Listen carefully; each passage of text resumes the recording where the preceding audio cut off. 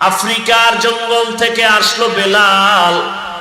মদিনাওয়ালা নবীর হাতে হাত দেওয়ার পরে আল্লাহ তার মাকাম এত বাড়ায় দিলেন, যেই বেলালের উপরে এত অত্যাচার, এত জুলুম করা হলো, খানা নাই, ঘুম নাই, পানি দেয় না। বেলালের আরবের উত্তপ্ত গরম বালুর মধ্যে ঠিকভাবে শোয়াইয়া বুকের উপরে পাথর চাপা দিয়া কষ্ট দেয়। গরম বালুতে বেলালের পিঠের চামড়াগুলো পুড়ে যায়।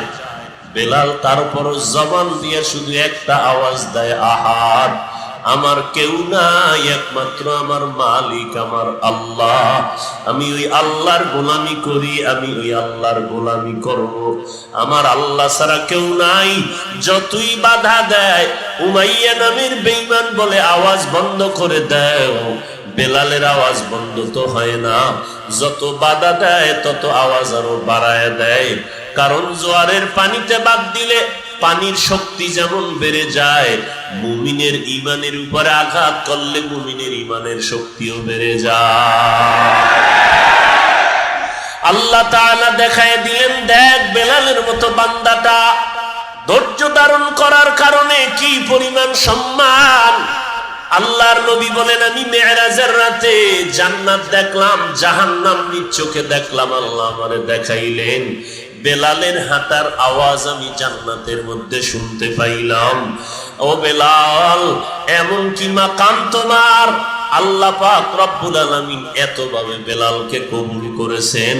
বেলাল জিন্দা আছে জমিনে, কিন্তু বেলালের হাঁটার আওয়াজ নবী শুনতে পাইলেন আসমানে, জান্নাতের ময়দানে। থাকো বাদ আবো আতিশ জিন্দা আন, বামানে তু মুর্দা বাহক জিন্দা আন। এরে নবীর আশিক উম্মতের দল, আল্লাহ পাক রব্বুল আলামিন পরীক্ষা করবেন ভয়ের মাধ্যমে, ক্ষুধার মাধ্যমে, সম্পদের ঘাটতির মাধ্যমে। সাহাবী খানা নাই, ঘরের চুলায় আগুন জ্বলে না, এত কষ্ট করে জীবন চালায়, কিন্তু এরপরও নামাজ বাদ দেয় না। সাহাবী নামাজে জামাতের সাথে পড়ে।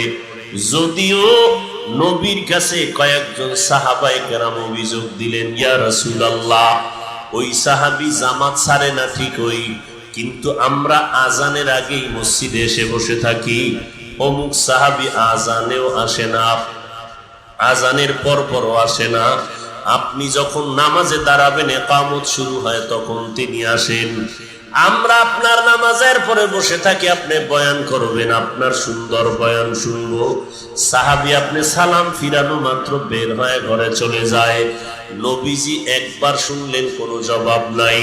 দ্বিতীয়বার আবার অভিযোগ দিলেন, জবাব নাই।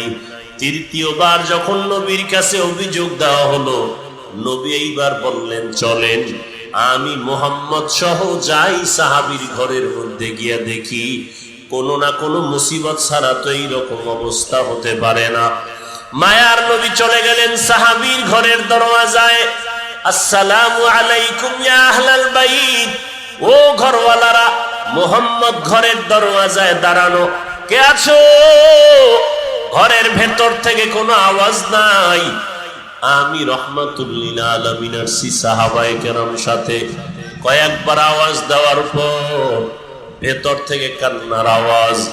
সাহাবী এবার ডাক দিয়ে বলেন, ইয়া রাসূলুল্লাহ, আপনি আসছেন, আমি বড় ভয় আতঙ্কিত হয়ে আছি, লজ্জায় সামনে আসতে পারি না। এমন একটা ভালো কাপড় আমার নাই, যেই কাপড় পরে আমি আপনার সামনে 5 মিনিট দাঁড়াবো। এইবার বলে, কি ব্যাপার? ইয়া রাসূলুল্লাহ, আমি জামাতের আগে যাইতে পারি না, বড় দুঃখ। নামাজের পরে আপনার বয়ান শুনতে মনে চায়, কিন্তু পারি না, দুঃখ। কারণ আমার ঘরে আমি আর আমার স্ত্রী ছাড়া কেউ নাই, ছোট একটা ঘর, আবার এই ঘরের মধ্যে খানাও নাই। আর আমরা দুইজনে মিলে একটা কাপড় পরিধান করি, 2টা কাপড় আমার ঘরের মধ্যে নাই। আমার ঘরের মধ্যখানে একটা গর্ত বানানো আছে। যখন নামাজের সময় হয়, আমার স্ত্রীকে গর্তের মধ্যে রেখে আমি নামাজে চলে যাই। সালামটা ফিরানো মাত্র দৌড়াইয়া ঘরের মধ্যে আসি। আসার পরে আমি গর্তের মধ্যে গিয়া আমার কাপড় আমার স্ত্রীকে দেই। তারপরে তিনি নামাজ আদায় করেন। মায়ার নবী চোখের পানি ছেড়ে দোয়া করলেন, ও আল্লাহ, এতটাও কি আপনার বান্দা কষ্ট সহ্য করা সম্ভব? এরপরও বান্দা সাবিরিনদের ধৈর্যের কাতারে আইসা পরীক্ষা দিল। আপনি তাকে দুনিয়ায়ও কামিয়াবি দান করেন, আখিরাতেও কামিয়াবি দান করেন। আল্লাহ তাআলা পরীক্ষা নিবেন। দুনিয়াটা পরীক্ষার হল। এই পরীক্ষা, এই কষ্টের পরীক্ষা, ভয়ের পরীক্ষা, ক্ষুধার পরীক্ষা, এর বিনিময় আল্লাহ পাক অনন্তকালের জন্য আরামের জান্নাত দিবেন। এখন সামান্য গরম চলতেছে, এই গরমের থেকে হাজার হাজার হাজার গুণ বেশি গরম জাহান্নামের আগুনের গরম। এই জাহান্নামের গরম থেকে আল্লাহ নাজাত দিবেন যদি আমরা এই গরমে ধৈর্য ধারণ করে আল্লাহর উপরে ভরসা করে আল্লাহর ইবাদত করতে পারি। আর যদি ধৈর্য ধারণ করে আল্লাহর ইবাদতে জীবনটা কাটায় দিতে পারি, ক্ষুধার যন্ত্রণা নিয়েও যদি আমার আল্লাহকে আমি ডাকতে পারি, আল্লাহ আমাকে কামিয়াবি দান করবেন। আর সামান্য পরীক্ষায় যদি অধৈর্য হইয়া ফেল করি, তাহলে এই গরমের থেকে হাজার কোটি গুণ গরম আমার কবরে, হাজার গুণ গরম হবে হাসরের ময়দানে। এই অবস্থাটা সাহাবায়ে কেরাম যখন বুঝতে পারলেন, তারা মরণ পর্যন্ত কান্না করেছিলেন যে এই দুনিয়ার গরম থেকে, এই দুনিয়ার কষ্ট থেকে হাজার কষ্ট হবে আখিরাতে। বেলালকেও যখন কষ্ট দেয়, বেলাল শুকর আদায় করেন আর বলেন, আল্লাহ, দুনিয়ার কষ্ট সহ্য করা সম্ভব, আখিরাতে হাসরের ময়দানের কষ্ট সহ্য করা সম্ভব হবে না। আল্লাহর দরবারে এই জন্য ধৈর্য ধারণ করার দোয়া করা।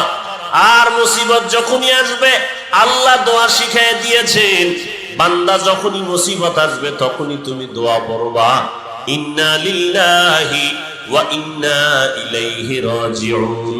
সব আমার আল্লাহর পক্ষ থেকে, আমিও আল্লাহর দরবারে একদিন হাজির হতে হবে।